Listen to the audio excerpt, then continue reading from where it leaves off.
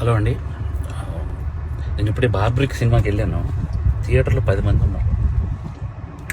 10 మంది దగ్గరికి వెళ్ళి నేను డైరెక్టర్ అని చెప్పకుండా ఒక్కొక్కరికి అడిగాను, భయ్య సినిమా ఎలా ఉందని. సినిమా చాలా బాగుంది అన్నారు.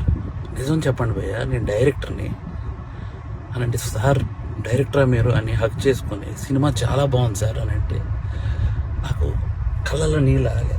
ఎందుకు మరి 10 మంది థియేటర్లో ఉన్నారు, 15 మంది థియేటర్లో ఉన్నారు, ఎందుకు నాకు అర్థం కాలేదు.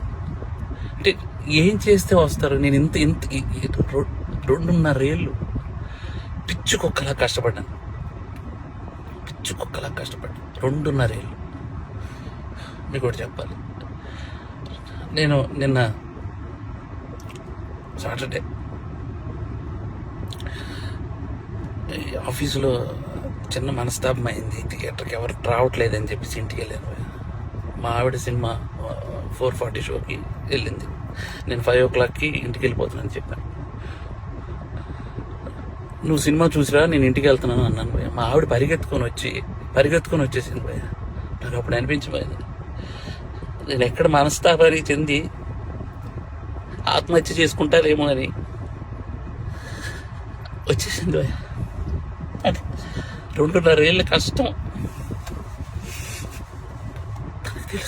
తనకు తెలుసు.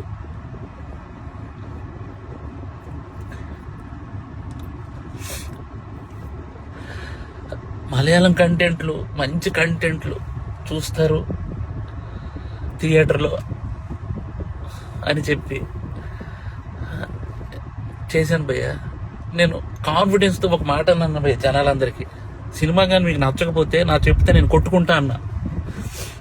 నేను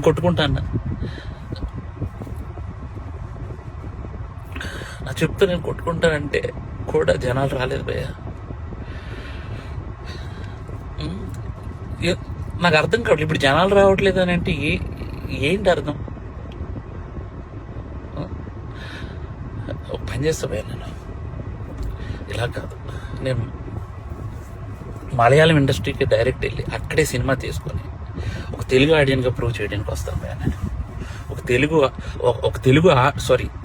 తెలుగు ఆడియన్కి సినిమా తెలుగు తీస్తే ఎలా ఉంటుందో చేసుకొని వస్తాను భయ్య. మీరు మలయాళం సినిమాలు అయితేనే వస్తున్నారు భయ్య, అర్థమైపోయింది నాకు.